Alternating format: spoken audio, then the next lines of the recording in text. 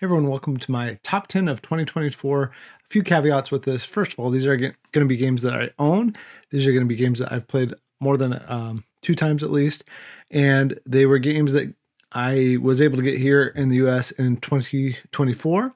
Additionally, now that I'm working full-time in games, and that's why I post less content anymore, I still do this for fun. I enjoy this a lot, but I just don't get to do it as much. But now that I'm doing that full-time, I'm not going to include any games that I've worked on in any respect, or from the company that I work for. So you won't see a couple things like Tea Garden and Black Forest that I really thought about including, but I thought it was best to just leave that part of my work life separate from what I do with games for fun. So anyway, let's get right into it. This is going to be a little bit different than the years previous when I spent a lot of time doing the shots and everything else. As I said before, I don't have as much time to make content as I used to. So this will be more like we're going to talk about the game. I'm going to go through it really briefly and then show you some setup and talk about the game really quickly. And then that's basically going to be it for each game. We're going to go through this top 10 very quickly and see what we think about it. Let me know at the end of the video what you think. What were your top 10? What did you really enjoy this year? I think it was another really good year for games. Maybe not as good, at least for me, as 2023, but it was another excellent year. There's still a lot of great games coming out, things that I enjoy a lot.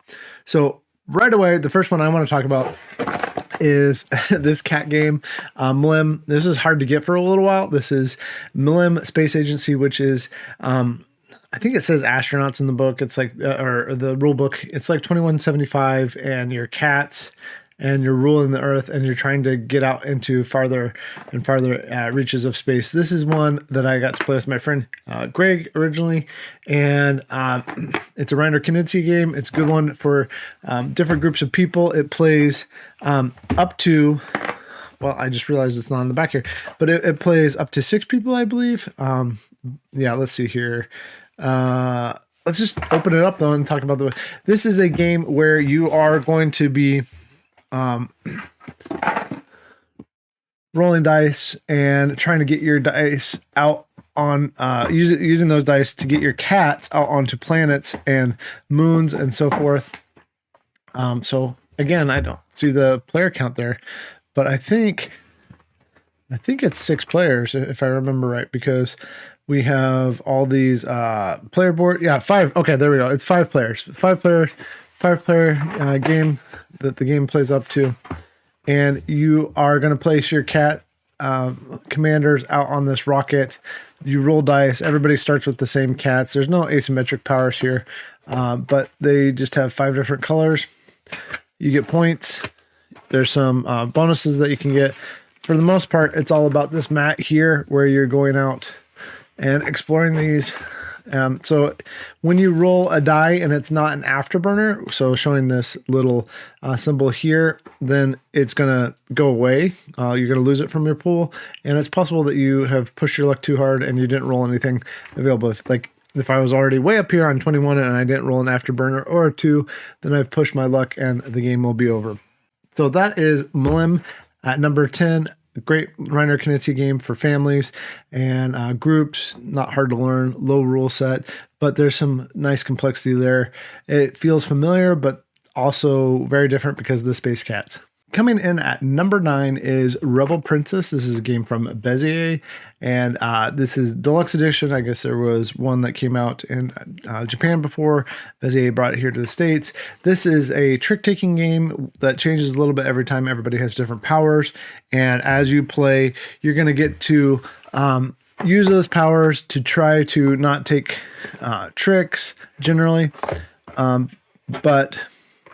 So some would say it's more of a trick avoidance game. That's fine. In the game, you're going to have these powers that look like this. And then those powers are going to allow you to do different things. We have 4 different suits of cards. And generally, you're avoiding these princes, because princes, you don't need those princes here. But you might kind of... try to be the rebel princess and take all the princes available and win points that way. Essentially, though, you don't want points. These would give you a I think negative points because you want the lowest score if you take all of them. So it's a good, easy one to learn, and it plays a number of different people so that you can. I played with people as young as 8 years old this year, so not hard to learn, very easy to get the rules. Again, this one plays up to 6 players. It's a 3 to 6 player game. I liked it okay when I first played it, but the fact that I've been able to play it with lots of different groups, I've played this game, I don't know, probably 20 plus times this year. The fact that I've been able to get out and play it with a lot of different people, and they've been able to understand it, enjoy it, and it feels familiar yet different enough each time, and it still hasn't gotten old to me. That's what got it on to my top 10 for the year. This is number 9, Rebel Princess. Coming in at number 8 is one that I think on BGG, this actually says that this came out in 2025. So it's not technically out yet, but I got my Kickstarter already. And I know a lot of other people did too. I know that there was also some availability at Packs and Plugs. So maybe this is a little bit of cheating, but it was available. This is a game called Diatoms. And I originally backed the Kickstarter because we had the designer on the podcast. But it also looked really good, as you can kind of see there. With that, the box is nice. 25th Century is distributing this. This is a game by Sabrina Kolba and Luda Liminal. So we're going to switch over to the game here. I'm going to take some stuff out of the box. A game, it is an abstract game. It is for 2 to 4 players, plays in about half an hour. And as you can see here, nice rule book and examples of things to do, but the production on this is great. Now, I will say, if you can get the upgrade bits versus the cardboard bits, because the cardboard bits have that same kind of luminescent touch to them, but I couldn't see them as well. But with these, I got the wooden upgrade bits, and they are very easy to see, and you're just trying to make patterns of things. So like I can put that there, or if I was able to do that, I have placed blue squares on the same ring here. So I'm going to get additional points for that. These are very nice tokens though, double-sided, wooden, and they come in these. And the theme matches very nicely with the abstract nature of it. We have our little field notes for each player so that they can access that. It was different each time I've played several times, enjoy it. It's one I would always say yes to. Diatoms coming in at number 8, very nice new abstract that plays well and has a very nice presentation to it. Coming in at number 7 is my new answer for what would you play instead of Risk when somebody comes into the store. I think there's lots of great options, but this one is pretty easy to learn and is going to feel familiar to a lot of people. I understand why it's not for everyone. We'll talk about that in a second, and also why it's number 7 and not higher on my list. But this is Arcs. Arcs is a game of conflict and collapse in the reach. It is a game where it's essentially area control game where you're kind of playing some tricks, but you're playing the cards in order to either to get stuff or to take over the lead for that round. So let's go ahead and talk about Arcs real quick and why it's at 7 for me. So Kyle Farron art, designed by Cole Worley, out by Leader Games, of course. Plenty going on in here. You can play chapters. And there is also a campaign. That's part of the reason it's at 7 for me. I haven't gotten to the campaign yet. So far, I enjoyed it, but it's kind of vanilla at this point. It is a pretty big game in terms of setup and all that. But as you can see, here's the board. There's my hand. So not quite the table hog some of the other games I played this year was, but still does take up a decent amount of room. I think that's kind of the theme anymore, is that games are either really small or they take up tons of room. There's not as many games that are smaller.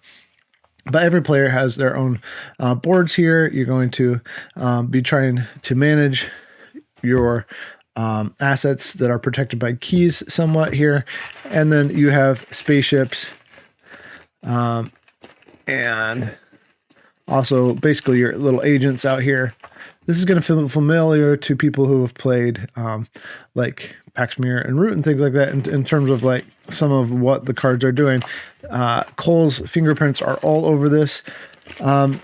This essentially is what Risk wishes it could be now that we're, 60 plus years down the line, whatever. You're rolling dice and you get to decide what kind of dice you do when you get involved in conflict, to steal things from people, systems, and also resources that they've grabbed and so forth. So this is it's very much a head-to-head game where you're playing off one another and trying to second guess what other people are going to do and try to time things correctly. Played it a couple times, enjoy it a lot, but not yet wrecked tire because I haven't played the campaign.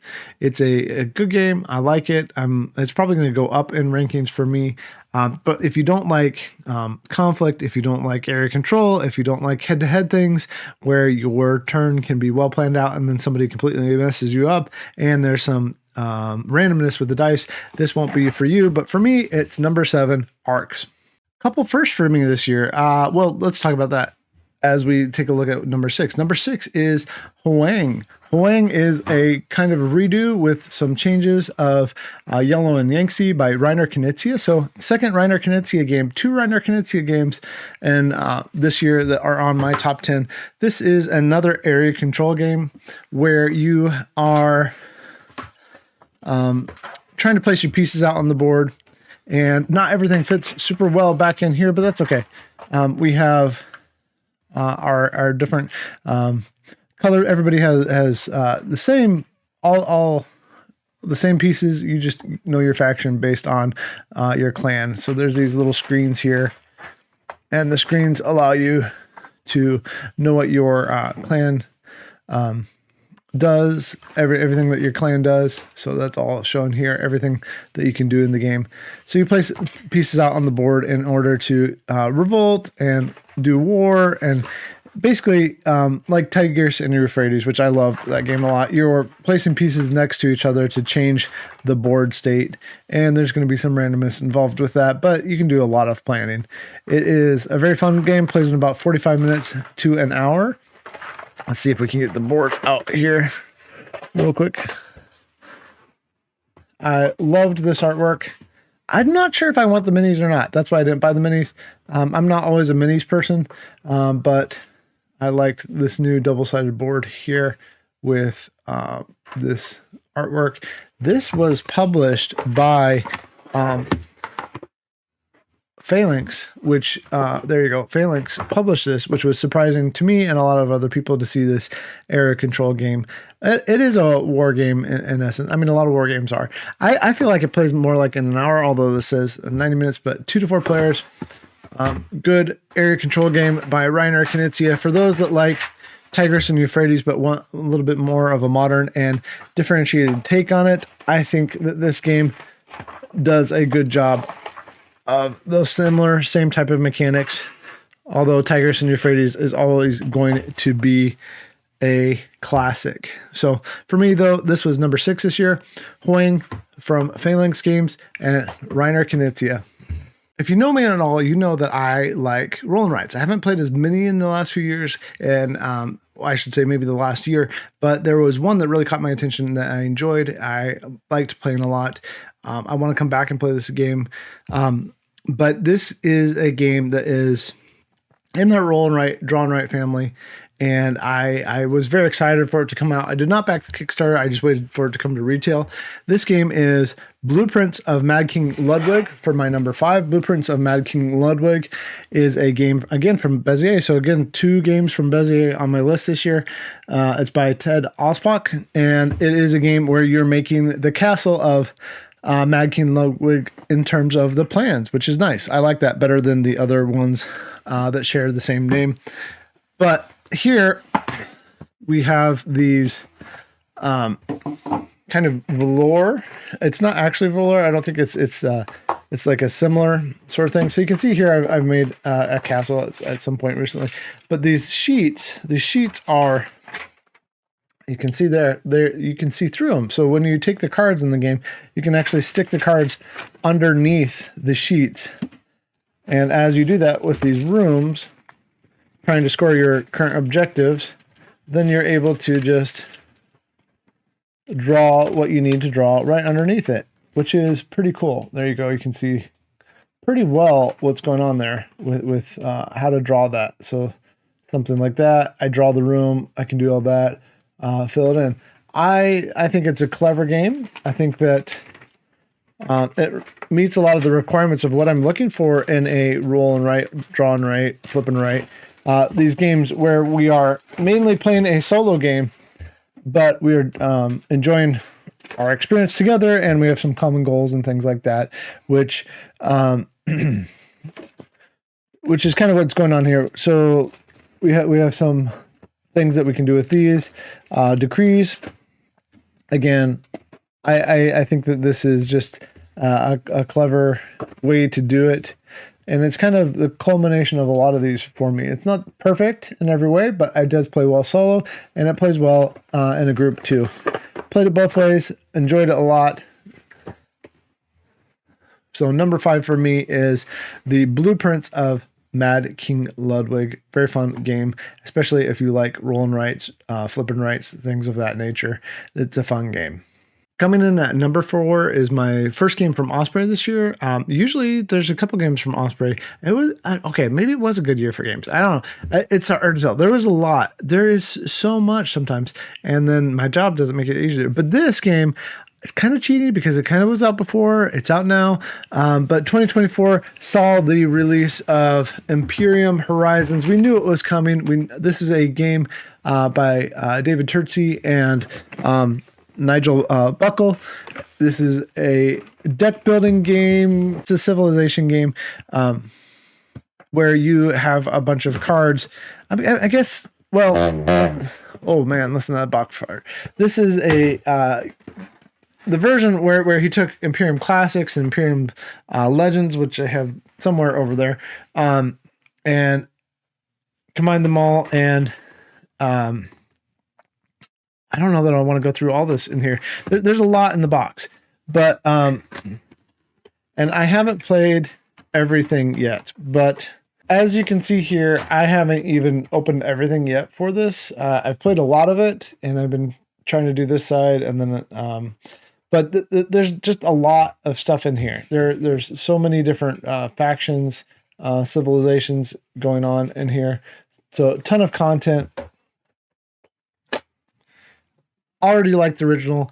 I think it's a great game, just improved upon. So like I said, kind of cheating, but it's my list. So number 4, Imperium Horizons.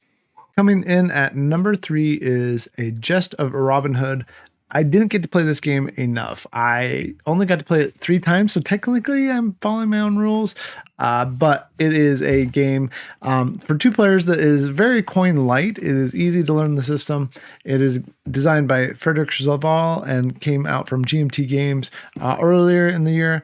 It is a nice take on the Robin Hood mythos with some good little historical and literature things thrown in for information. So I like that part about it. But if you like the Robin Hood theme, if you like the idea of playing a coin game, coin light game, then I would consider checking this out. Very briefly, you can see here the box, and it is versus some GMT games a smaller box, so only like an inch. But there's our playbook, a learn to play, and a rules of playbook. Kind of wish these were organized a little bit differently. Sometimes there's a little bit too much back and forth, but the gameplay itself is easy, so not too bad. Beautiful board here. I liked how everything was laid out. They did a good job. So there you go.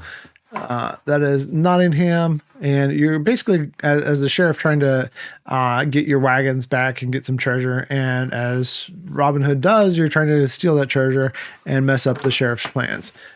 Asymmetrical things that is run off of this area down here as far as turn order. You both have a player screen, and you use that player screen to remind you of all the things that you can do on your turn. And of course, these nice tarot-sized cards. I appreciated the change from standard-sized cards to the tarot-sized cards, and the artwork throughout that was very consistent. Very consistent artwork that just helped bring along the theme of the game. This is one of the most thematic games in some ways that GMT has done in a while. Still feels like a war game. Still introduces you to a lot of things. And I was able to show it to a couple of people who had never really played coin games this year. One at Thanksgiving, one after that, and one... the one other time I had played with somebody who was familiar, and we got through the game very quickly.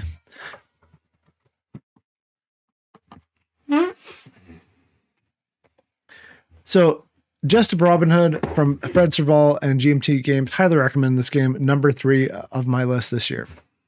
As usual, GMT is getting some love. So there's publishers that kind of doubled up on here for me, but it's just the games that I enjoyed. So in any case, I mean, it's interesting. There's Osprey, Phalanx, GMT on this list.